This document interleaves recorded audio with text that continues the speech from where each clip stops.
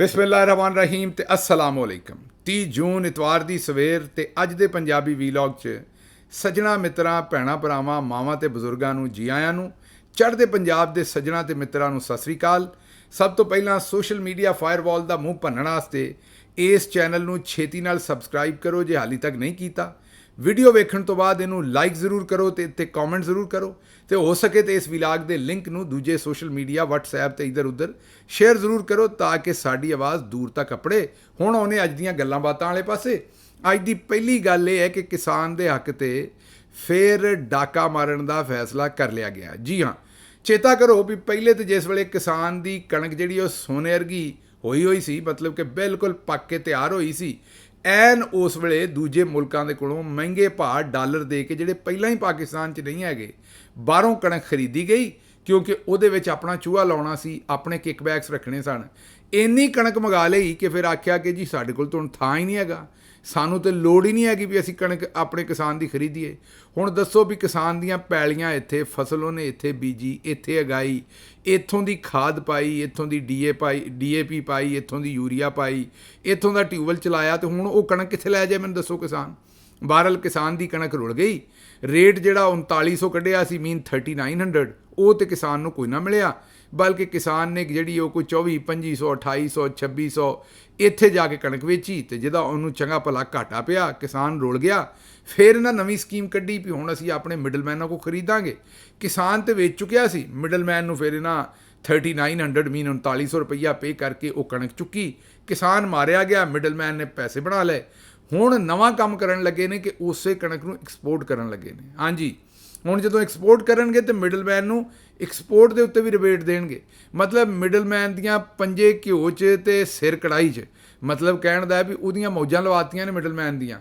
ਉਹਨੇ 2500 ਦੀ ਲਈ ਮਾੜੇ ਜ਼ਿਮੀਂਦਾਰ ਦੇ ਕੋਲੋਂ ਤੇ 3900 ਦੀ ਗਾਂ ਵੇਚ ਛੱਡੀ। ਇੱਕ ਤੇ ਉਹਨੇ 1000, 1200, 1400 ਰੁਪਈਏ ਮਣ ਦਾ ਉੱਥੋਂ ਕਮਾਇਆ। ਹੁਣ ਉਹ ਕਰੇਗਾ ਐਕਸਪੋਰਟ ਤੇ ਉੱਥੋਂ ਵੀ ਉਹ ਲਏਗਾ ਰਿਫੰਡ ਜਾਂ ਰਿਬੇਟ ਜਾਂ ਜਿਹੜੀ ਵੀ ਉਹਦਾ ਨਾਂ ਰੱਖ ਲੈਣਗੇ। ਉਹਦੇ ਤੇ ਹੋ ਗਏ ਲੋਸ਼ੇ। ਮੀਨ ਜਿੰਨਾ ਵਿਚਾਰੇ ਕਿਸਾਨ ਨੇ ਵਟਣਾ ਕੀ ਸੀ, ਜਿੰਨਾ ਕਿਸਾਨ ਦਾ ਘਾਟਾ ਓਨਾ ਇਹਦਾ ਮੁਨਾਫਾ। ਅੱਗੋਂ ਗੱਲਾਂ ਤੁਸੀਂ ਆਪ ਸਿਆਣੇ ਹੋ। ਇਹ ਕੰਮ ਉਹਨਾਂ ਕਰ ਛੱਡਿਆ, ਪਰ ਨਾਲ ਮੇਰੀ ਬਾਜੀ ਨੇ ਨਵਾਂ ਐਲਾਨ ਫਰਮਾਇਆ। ਬਾਜੀ ਨੇ ਨਵਾਜ਼ ਕਾਰਡ ਕੱਢਿਆ ਕਿਸਾਨ ਨੂੰ। ਕਿਸਾਨ ਕੋ ਨਵਾਜ਼ ਦੋ। ਨਵਾਜ਼ਣ ਵਾਲਾ ਜਿਹੜਾ ਹੁੰਦਾ ਨਾ ਵੀ ਕਿਸਾਨ ਦੇ ਉੱਤੇ ਮਿਹਰਬਾਨੀ ਕਰੋ, ਉਹਨੂੰ ਨਵਾਜ਼ ਦਿਓ, ਉਹਨੂੰ ਪੈਕੇਜ ਦੇ ਦਿਓ ਕੋਈ। ਨਵਾਜ਼ਣਾ ਜਿਹੜਾ ਇੱਕ ਤਾਂ ਨਵਾਜ਼ ਸ਼ਰੀਫ ਦਾ ਨਾਂ ਹੈ ਨਾ, ਇੱਕ ਹੁੰਦਾ ਕਿਸੇ ਨੂੰ ਨਵਾਜ਼ਣਾ। ਉਹ ਨਵਾਜ਼ਣੇ ਤੋਂ ਤੇ ਨਵਾਜ਼ ਸ਼ਰੀਫ ਨੂੰ ਇਕੱਠਾ ਕਰ ਦਿੱਤਾ ਕਿ ਕਿਸਾਨ ਨੂੰ ਨਵਾਜ਼ ਦਿਓ। ਉਹ ਭੈਣ ਮੇਰੀ ਹੈ, ਕਿਸਾਨ ਨੇ ਨਵਾਜ਼, ਸ਼ਬਾਜ਼ ਤੇ ਮਰੀਮ ਦਾ ਕੀ ਕਹਿਣਾ? ਉਹਨੇ ਇਹਨਾਂ ਨੂੰ ਫੂਕਣਾ। ਕਹਿਣ ਦਾ ਮਤਲਬ ਇਹ ਹੈ ਵੀ ਉਹਦੀ ਕਣਕ ਲਵੋ, ਉਹਦੇ ਕੋਲੋਂ ਖਰੀਦੋ, ਉਹਦੀ ਫਸਲ ਦਾ ਉਹਨੂੰ ਪੂਰਾ ਮੁੱਲ ਦਿਓ। ਜਿਹੜੀਆਂ ਤੁਹਾਡੀਆਂ ਸ਼ੂਗਰ ਮਿੱਲਾਂ ਨੇ ਜਿਨ੍ਹਾਂ ਦੀ ਧੌਣ 'ਤੇ ਗੂਠਾ ਰੱਖ ਕੇ ਇਮਰਾਨ ਖਾਨ ਨੇ ਪਹਿਲੀ ਵਾਰੀ ਪਿਛਲੇ 30-40 ਸਾਲਾਂ ਦੇ ਵਿੱਚ, ਮੈਂ ਨਹੀਂ ਆਂਦਾ, ਇਹ ਕਿਸਾਨ ਆਂਦੇ ਨੇ, ਕਿਸੇ ਕੋਲੋਂ ਵੀ ਪੁੱਛ ਲਓ, ਪਹਿਲੀ ਵਾਰੀ ਪੂਰਾ ਮੁੱਲ ਤੇ ਵੇਲੇ ਤੇ ਇੱਕ ਤੇ ਮਿੱਲਾਂ ਚਲਵਾ ਕੇ ਦਿੱਤੀਆਂ। ਫਿਰ ਕਿਸਾਨਾਂ ਨੂੰ ਪੂਰਾ ਮੁੱਲ ਲੈ ਕੇ ਦਿੱਤਾ ਆਪਣੀ ਫਸਲ ਦਾ, ਤੇ ਉਹਦੇ ਨਾਲ ਵੇਲੇ ਦੇ ਉੱਤੇ ਜਿਹੜਾ ਹੈ ਨਾ ਉਹ ਕਿਸਾਨ ਨੂੰ ਪੇਮੈਂਟ ਵੀ ਕਰਵਾਈ। ਇਹੀ ਵਜ੍ਹਾ ਸੀ ਕਿ ਇਮਰਾਨ ਖਾਨ ਦੇ ਜ਼ਮਾਨੇ 'ਚ ਜ਼ਿਮੀਂਦਾਰ ਵਧਿਆ ਫੁੱਲਿਆ ਤੇ 4.4% ਦੇ ਨਾਲ ਸਾਡੀ ਜ਼ਰਾਤ ਜਿਹੜੀ ਹੈ, ਸਾਡੀ ਐਗਰੀਕਲਚਰ ਹੈ, ਵਾਈ ਬੀਜੀ ਜਿਹਨੂੰ ਆਂਦੇ ਪੰਜਾਬੀ 'ਚ, ਉਹ 4.4% ਦੇ ਉੱਤੇ ਉਹਨੇ ਗਰੋਥ ਕੀਤੀ ਬੜੇ ਚਿਰ ਬਾਅਦ। ਹੁਣ ਇਹਨਾਂ ਨੇ ਜਿਹੜਾ ਕੰਮ ਕੀਤਾ, ਇਹ ਆਂਦੇ ਨੇ ਜੀ ਕਿਸਾਨ ਕੋ ਨਵਾਜ਼ ਦੋ, ਮਤਲਬ ਕਿ ਬੈਂਕ ਆਫ ਪੰਜਾਬ ਦੇ ਨਾਲ ਰਲ ਕੇ ਕਿਸਾਨ ਨੂੰ ਕਰਜ਼ੇ ਦੇਣੇ ਨੇ। ਨਵਾਜ਼ਣਾ ਕੀ ਹੈ ਵੀ ਉਹਨੂੰ ਕਰਜ਼ੇ ਦੇਣੇ ਨੇ ਜਿਹੜੇ ਉਹਨੇ ਵਾਪਸ ਕਰਨੇ ਨੇ, ਤੇ ਉਹ ਸਿਰਫ ਆਪਣੀ ਪਬਲਿਸਿਟੀ ਕਰਨ ਵਾਸਤੇ। ਤੇ ਨਵਾਜ਼ ਸ਼ਰੀਫ ਦਾ ਉਹਦੇ ਉੱਤੇ ਜਿਹੜਾ ਨਾਂ ਲਿਖ ਕੇ ਵੀ ਕਿਸਾਨ ਨੂੰ ਅਸੀਂ ਨਵਾਜ਼ਣਾ ਹੈ। ਤੇ ਬਾਜੀ ਕਿਸਾਨ ਦੇ ਤੇ ਇੱਕ ਹੀ ਕੰਮ ਆ ਸਕਦਾ ਨਵਾਜ਼ ਸ਼ਰੀਫ ਵੀ ਉਹ ਕਿਸੇ ਕਾਨਿਆਂ ਕੂਨਿਆਂ ਨਾਲ ਬੰਦ ਹੈ ਫਸਲ ਦੇ ਵਿੱਚ ਨਵਾਜ਼ ਸ਼ਰੀਫ ਸਾਹਿਬ ਨੂੰ, ਤੇ ਮੇਰਾ ਮਤਲਬ ਕਾਂ ਸ਼ਾਨ ਜਿਹੜੇ ਨਾ ਉਹ ਡਰ ਕੇ ਉੱਥੇ ਨਾ ਆਉਣ। ਤੇ ਬਾਕੀ ਮੈਨੂੰ ਦੱਸੋ ਵੀ ਕਿਸਾਨਾਂ ਦੇ ਕਿਹੜੇ ਕੰਮ ਦਾ ਨਵਾਜ਼, ਸ਼ਹਬਾਜ਼ ਜਾਂ ਬਾਜੀ ਮਰੀਮ? ਤੇ ਮਿਹਰਬਾਨੀ ਕਰਕੇ ਕਿਸਾਨਾਂ ਨੂੰ ਨਾ ਤੁਸੀਂ ਨਵਾਜ਼ੋ ਤੇ ਨਾ ਕੋਈ ਹੋਰ ਮਿਹਰਬਾਨੀ ਕਰੋ। ਉਹਨਾਂ ਦੀ ਬਸ ਫਸਲ ਦਾ ਮੁੱਲ ਉਹਨਾਂ ਨੂੰ ਪੂਰਾ ਦਿਓ, ਵੇਲੇ ਤੇ ਦਿਓ। ਤੇ ਇਹ ਮਿੱਲਾਂ ਜਿਹੜੀਆਂ ਤੁਹਾਡੀਆਂ ਆਪਣੀਆਂ ਨੇ, ਇਹਨਾਂ ਨੂੰ ਵੇਲੇ ਤੇ ਚਲਵਾਓ ਤੇ ਲੋਕਾਂ ਨੂੰ ਵੇਲੇ ਤੇ ਪੇਮੈਂਟ ਦਿਓ। ਜਿਹੜੀਆਂ ਲੋਕਾਂ ਨੇ ਸਿਆਲਾਂ ਦੇ ਵਿੱਚ ਗੰਨਾ ਸੁੱਟਿਆ, ਹਜੇ ਤੱਕ ਉਹਨਾਂ ਨੂੰ ਉਹਨਾਂ ਦੇ ਰੁਪਈਏ ਨਹੀਂ ਲੱਭੇ, ਮਿਹਰਬਾਨੀ ਕਰਕੇ ਦਿਓ। ਬਾਕੀ ਜਿਹੜੇ ਮੁਲਕ ਨੇ, ਦੁਨੀਆ ਦੇ ਜਿਹੜੇ ਵੀ ਮਹੱਜ਼ਬ ਮੁਲਕ ਨੇ, ਉੱਥੇ ਜੇ ਕਿਸਾਨ ਦੀ ਫਸਲ ਕੋਈ ਚੁੱਕਦਾ ਹੈ, ਉਹਨੂੰ ਵੇਲੇ ਦੇ ਉੱਤੇ ਨਹੀਂ ਦਿੰਦਾ ਤੇ ਉਹਨੂੰ ਉਹਦਾ ਉਹ ਮੁਨਾਫਾ ਦਿੰਦਾ ਹੈ। ਮਤਲਬ ਜਿੰਨੇ ਰੁਪਈਏ ਕਿਸਾਨ ਦੇ ਉਹਦੇ ਕੋਲ ਪਏ ਹੁੰਦੇ ਨੇ, ਉਹ ਬੈਂਕ ਦੇ ਰੇਟ ਦੇ ਹਿਸਾਬ ਨਾਲ ਅਗਰ 6 ਮਹੀਨੇ ਬਾਅਦ ਉਹਨੂੰ ਉਹ ਪੈਸਾ ਦਿੰਦਾ, ਮਸਲਨ ਅਗਰ ਕਿਸੇ ਕਿਸਾਨ ਦੀ, ਮੈਂ ਮਿਸਾਲ ਦੇ ਦਿੰਦਾ ਕਿ ਉਹਦੀ 20 ਲੱਖ ਦੀ ਫਸਲ ਤੁਸੀਂ ਚੁੱਕ ਲਈ ਹੈ ਤੇ ਉਹ ਜਿੰਨਾ ਬੈਂਕ ਦੇ ਵਿੱਚ 20 ਲੱਖ ਦਾ ਉਹਨੂੰ ਮੁਨਾਫਾ ਲੱਭਣਾ ਸੀ ਨਾ, ਜੇ ਤੁਸੀਂ 6 ਮਹੀਨਿਆਂ ਬਾਅਦ ਉਹਦਾ 20 ਲੱਖ ਦਿੱਤਾ ਹੈ ਸ਼ੂਗਰ ਮਿਲ ਨੇ, ਤੇ ਉਹਨੇ ਨਾਲ ਉਸ 20 ਲੱਖ ਦੇ ਉੱਤੇ ਬੈਂਕ ਰੇਟ ਦੇ ਹਿਸਾਬ ਨਾਲ ਉਹਨੂੰ ਮੁਨਾਫਾ ਵੀ ਦੇਣਾ ਹੈ। ਲੇਕਿਨ ਇੱਥੇ ਤੇ ਉਹ ਕੰਮ ਹੋਣਾ ਨਹੀਂ। ਤੇ ਜੇ ਕਿਸਾਨ ਨੇ ਤੁਹਾਡੇ ਕੋਲੋਂ ਕਰਜ਼ਾ ਲੈਣਾ ਬੈਂਕ ਤੋਂ, ਤੇ ਉੱਥੇ ਤੇ ਉਹਨੂੰ ਭਰਨਾ ਪੈਣਾ ਮੁਨਾਫਾ ਜਿਹੜਾ ਬੈਂਕ ਵਾਲਿਆਂ ਦਾ, ਪਰ ਤੁਸਾਂ ਉਹਦੀ ਫਸਲ ਚੁੱਕ ਲਈ, ਤੁਸਾਂ ਉਹਨੂੰ ਮੁਨਾਫਾ ਨਹੀਂ ਦੇਣਾ। ਇਹ ਇੱਕ ਤੇ ਕੰਮ ਕੀਤਾ ਗਿਆ ਜੀ। ਅੱਛਾ ਜੀ, ਅਗਲੀ ਜਿਹੜੀ ਖਬਰ ਹੈ ਅੱਜ ਦੀ ਉਹ ਇਹ ਹੈ ਕਿ ਤੁਹਾਨੂੰ ਪਤਾ ਹੀ ਹੈ ਕਿ ਕੱਲ੍ਹ ਪਰਸੋਂ ਜਦੋਂ ਬਾਜੀ ਤਕਰੀਰ ਕਰਨ ਡਈ ਸੀ ਤੇ ਬਾਜੀ ਨੇ ਆਖਿਆ ਵੀ ਮੈਨੂੰ ਆਉਂਦੇ ਨੇ ਮੈਂ ਟਿਕਟਾਕ ਬਣਾਉਣੀ ਹੈ, ਤੇ ਉਹਦੇ 'ਤੇ ਵੀ ਮਿਹਨਤ ਹੁੰਦੀ ਹੈ। ਉਸ ਵੇਲੇ ਪਿੱਛੇ ਬਾਜੀ ਦੇ ਬਿਲਕੁਲ ਪਿੱਛੇ ਹੋਣ ਡਈ ਸੀ ਲੜਾਈ ਕਰਨ ਡਈ ਸੀ ਸਾਡੀ ਭੈਣ ਹਿਨਾ ਪਰਵੇਜ਼ ਬੱਟ ਸਾਹਿਬਾ, ਤੇ ਨਾਲ ਉਹਨਾਂ ਦੇ ਉਹ ਸਾਡੀ ਜਿਹੜੀ ਮਾਸੀ ਹੈ ਅਜ਼ਮਾ ਕਾਰਦਾਰ, ਉਹ ਇੱਕ ਤੇ ਅਜ਼ਮਾ ਬੁਖਾਰੀ ਹੈ ਨਾ, ਅਜ਼ਮਾ ਕਾਰਦਾਰ ਮੀਨ ਇਹ ਉਹਨਾਂ ਤੋਂ ਵੀ ਸੁਪਰਲੇਟਿਵ ਡਿਗਰੀ ਹੈ ਅਜ਼ਮਾ ਕਾਰਦਾਰ ਸਾਹਿਬਾ, ਤੇ ਉਹ ਪਿੱਛੇ ਜਨਾਬ ਜੰਗੋ ਜਦਲ ਹੋ ਰਿਹਾ ਸੀ। ਇੱਕ ਸਹਾਫੀ ਹਿਨਾ ਪਰਵੇਜ਼ ਬੱਟ ਸਾਹਿਬਾ ਦੇ ਕੋਲੋਂ ਸਵਾਲ ਪੁੱਛ ਬੈਠਾ ਕਿ ਜੀ ਇਹ ਤੁਹਾਡੀ ਲੜਾਈ ਕਿਉਂ ਹੋਣ ਡਈ ਸੀ, ਤੇ ਉਹਨਾਂ ਨੇ ਕਿਹਾ ਜੀ ਤੁਸੀਂ ਮੇਰੀ ਹਰਾਸਮੈਂਟ ਕਰਨ ਡਏ ਹੋ। ਉਹ ਸ਼ੁਕਰ ਕਰੋ ਭਾਈ ਇਹਨਾਂ ਦੇ ਲਾਗੇ ਨਾ ਲੱਗਿਆ ਕਰੋ, ਇਹਨਾਂ ਬੀਬੀਆਂ ਦੇ ਇਹ ਸਵਾਲ ਪੁੱਛਣ ਜੀ ਤੁਹਾਡੇ 'ਤੇ ਹਰਾਸਮੈਂਟ ਦਾ ਪਰਚਾ ਪੈ ਜਾਣਾ, ਤੇ ਫਿਰ ਤੁਸੀਂ ਕਿਸੇ ਜੇਲ੍ਹ 'ਚੋਂ ਲੱਭੋਗੇ 6 ਮਹੀਨੇ ਬਾਅਦ, ਸਾਲ ਬਾਅਦ। ਤੇ ਇਹਨਾਂ ਬੀਬੀਆਂ ਨੂੰ ਜੋ ਇਹ ਕਰਦੀਆਂ ਨੇ, ਜਿਹੜੀ ਟਿਕਟੋਕ ਬਣਾਉਂਦੀਆਂ ਨੇ, ਜਿਹੜਾ ਕੰਮ ਕਰਦੀਆਂ ਨੇ ਉਹ ਕਰਨ ਦਿਓ, ਤੇ ਨਾ ਲੜੋ ਭੜੋ ਇਹਨਾਂ ਦੇ ਨਾਲ, ਇਹਨਾਂ ਕੋਲ ਸਵਾਲ ਪੁੱਛੋਗੇ ਤੇ ਇਹ ਤੇ ਅੱਗੋਂ ਉੱਡ ਆਉਂਦੀਆਂ ਨੇ ਤੁਹਾਨੂੰ। ਮੇਰਾ ਮਤਲਬ ਹੈ ਵੀ ਇਹਨਾਂ ਨੂੰ ਤਾਂ ਘਰੋਂ ਇਹ ਹੀ ਦੱਸ ਕੇ ਘੱਲਿਆ ਵੀ ਧੀਏ ਜਿਹੜਾ ਅੱਗੇ ਲੱਭੇ ਉਹਦੇ ਗਲ ਪੈ ਜਾਣਾ। ਇਹੀ ਕੰਮ ਬਾਜੀ ਕਰਦੀ ਹੈ।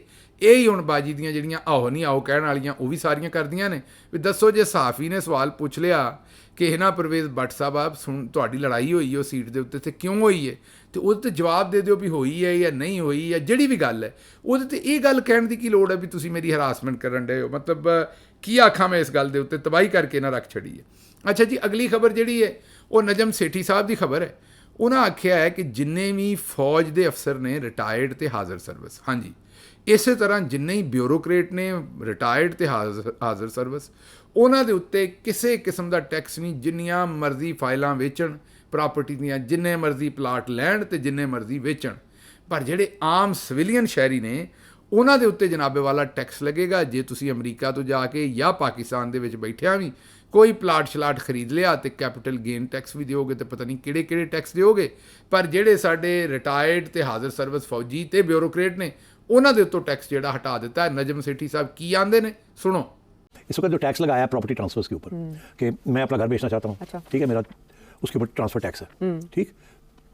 इन्होंने क्या किया कि सारे पाकिस्तानियों के ऊपर टैक्स लगा दिया जो घर खरीदता है या बेचता है, ट्रांसफर टैक्स। जैसे गाड़ी की रजिस्ट्रेशन के ऊपर होता है, मगर गाड़ी तो एक दफ़ा ही रजिस्टर होती है, घर तो 4-4 दफ़ा प्लॉट्स बिकते हैं, ये होता है। और सबसे ज़्यादा प्लॉट्स, घर तो बिकते इतने आसानी से नहीं, एक दफ़ा घर बन जाए तो वो रहता है। कुछ लोग हैं वो घर बना के बेच देते हैं, मगर वो एक घर बना के बेच दिया, मगर प्लॉट्स बहुत बिकते हैं। घर अभी बना नहीं होता तो प्लॉट्स के ऊपर प्रॉपर्टी जो है ना फाइलें बिकती हैं। ये सबसे ज़्यादा ये काम डिफेंस हाउसिंग सोसाइटीज़ में होता है, फाइलें बिकती हैं, प्लॉट्स बिकते हैं, फाइल उसकी बिक जाती है, घर नहीं होता वहाँ, और वो लोग प्रॉफिट उसके ऊपर कमाते हैं।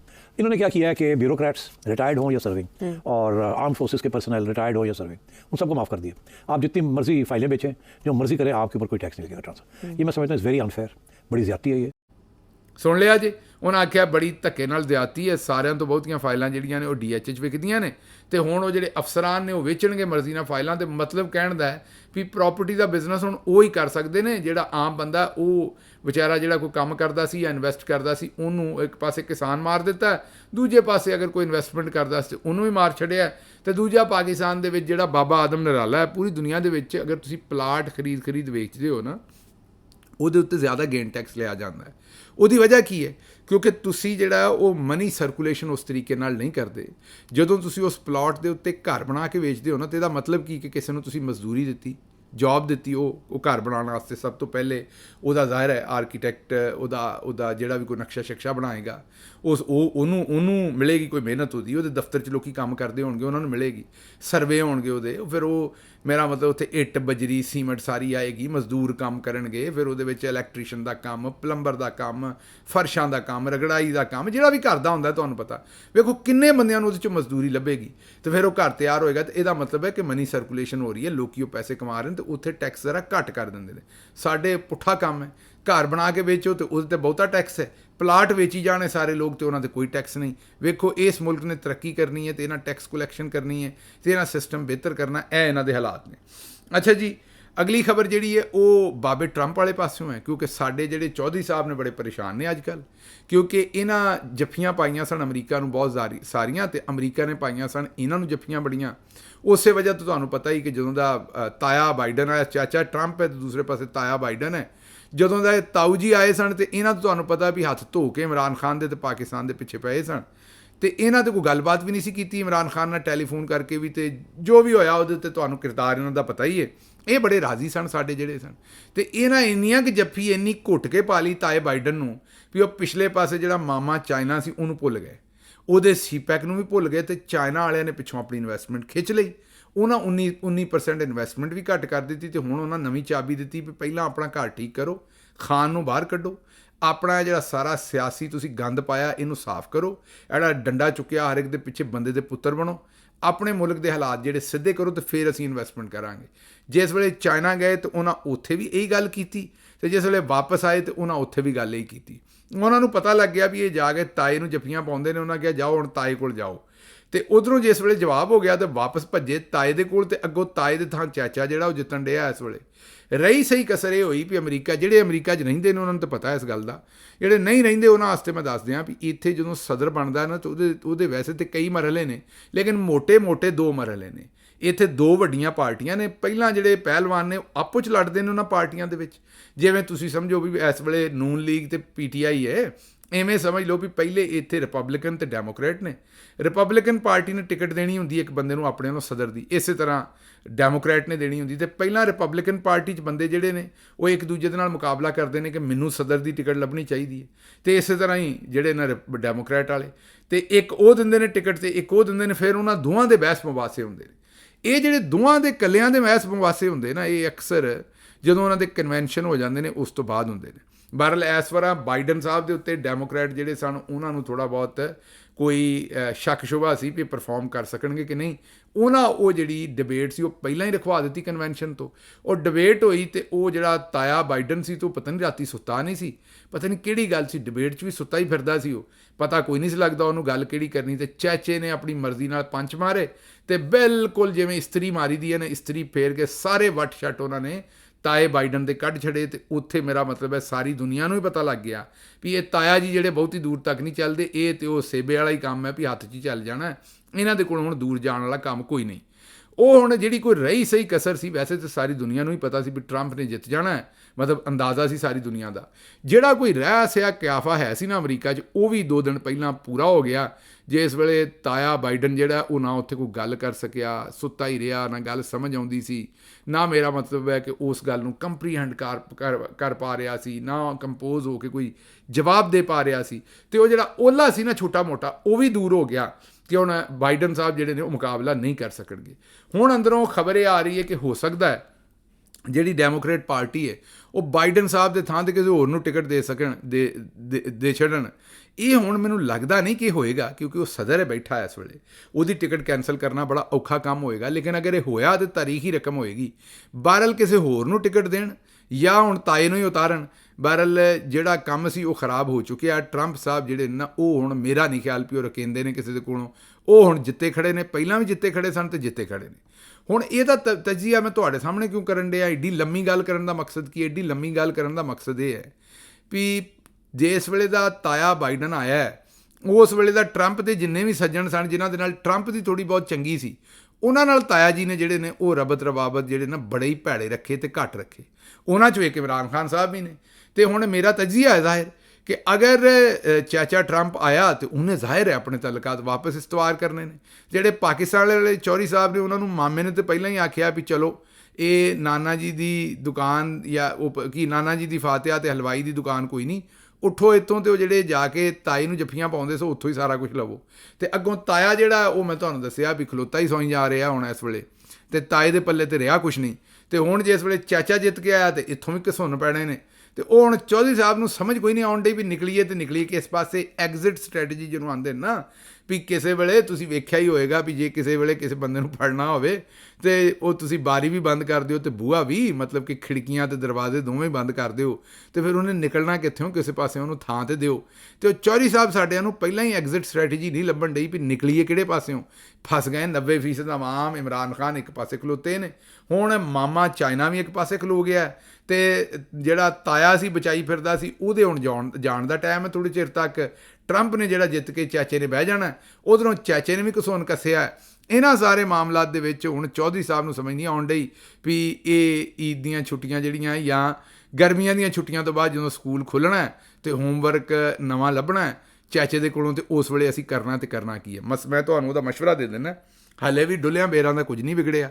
ਇਮਰਾਨ ਖਾਨ ਨੂੰ ਰਿਹਾ ਕਰੋ, ਮੈਂਡੇਟ ਜਿਹੜਾ ਚੋਰੀ ਕੀਤਾ ਵਾਪਸ ਕਰੋ, ਔਰ ਮੁਲਕ ਨੂੰ ਜਿਹੜਾ ਨਾ ਵਾਪਸ ਜਿਹੜਾ ਉਹਦੀ ਡਗਰ 'ਤੇ ਆਉਣ ਦਿਓ, ਨਾ ਐਡੀ ਖੇਚਲ ਕਰੋ, ਨਾ ਗੁੱਸਾ ਕਰੋ, ਕੰਮ ਹੋਰ ਖ਼ਰਾਬ ਹੋ ਜਾਣਾ ਜੇ। ਅੱਛਾ ਜੀ, ਮੋਦੀ ਜਿਹੜਾ ਉਹ ਜਾ ਰਿਹਾ ਆਪਣਾ ਰੂਸ ਦਾ ਦੌਰਾ ਕਰਨ, ਪੁਟਿਨ ਨੂੰ ਮਿਲਣ ਵਾਸਤੇ, ਤੇ ਹੁਣ ਵੇਖ ਲਿਓ ਵੀ ਕੀ ਮੋਦੀ ਦਾ ਵੀ ਜਿਹੜਾ ਪਿਛਲੇ ਪਾਸੇ ਆਰਮੀ ਚੀਫ ਹੋਏਗਾ ਉਹ ਮੋਦੀ ਦੇ ਖਿਲਾਫ ਬਿਆਨ ਦੇਗਾ, ਸਵਾਲ ਹੀ ਪੈਦਾ ਨਹੀਂ ਹੁੰਦਾ।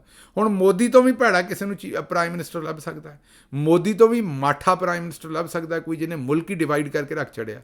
ਪਰ ਵੇਖ ਲਓ ਉੱਥੇ ਦੀ ਕੋਈ ਆਰਮੀ ਜਾਂ ਆਰਮੀ ਚੀਫ ਇਹ ਨਹੀਂ ਆਉਂਦੇ ਵੀ ਸਾਨੂੰ ਮੁਲਕ ਦਾ ਬਹੁਤਾ ਹੇਜ ਹੈ, ਸਾਨੂੰ ਮੁਲਕ ਦਾ ਬਹੁਤਾ ਜਿਹੜਾ ਹੈ ਨਾ ਉਹ ਦਰਦ ਹੈ, ਤੇ ਅਸੀਂ ਜਨਾਬ ਸਾਨੂੰ ਮੁਲਕ ਦੀ ਬਹੁਤੀ ਪੀੜ ਹੁੰਦੀ ਅਸੀਂ ਡੱਕਣੀ ਹਰ ਸ਼ੈ। ਉਹ ਆਰਾਮ ਨਾਲ ਆਪਣਾ ਕੰਮ ਕਰਨ ਡਏ ਨੇ। ਮੋਦੀ ਭੈੜਾ ਵਜ਼ੀਰ ਆਜ਼ਮ, ਇਹ ਚੰਗਾ ਆਪੇ ਆਵਾਮ ਜਾਣੇ ਤੇ ਉਹਨਾਂ ਦਾ ਕੰਮ ਜਾਣੇ।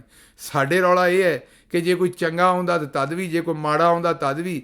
ਸਾਡੇ ਚੌਧਰੀ ਸਾਹਿਬ ਲਾਠੀ ਚੁੱਕ ਲੈਂਦੇ ਨੇ, ਆਂਦੇ ਨੇ ਵੀ ਇਸ ਮੁਲਕ ਦੇ ਕਾਪੀਰਾਈਟ ਤਾਂ ਸਾਡੇ ਕੋਲ ਹੀ ਨੇ, ਤੁਸੀਂ ਤਾਂ ਐਵੇਂ ਹੀ ਗਲਤੀ ਨਾਲ ਇੱਥੇ ਆ ਗਏ ਹੋ, ਤੁਹਾਡਾ ਇੱਥੇ ਕੀ ਕੰਮ ਹੈ?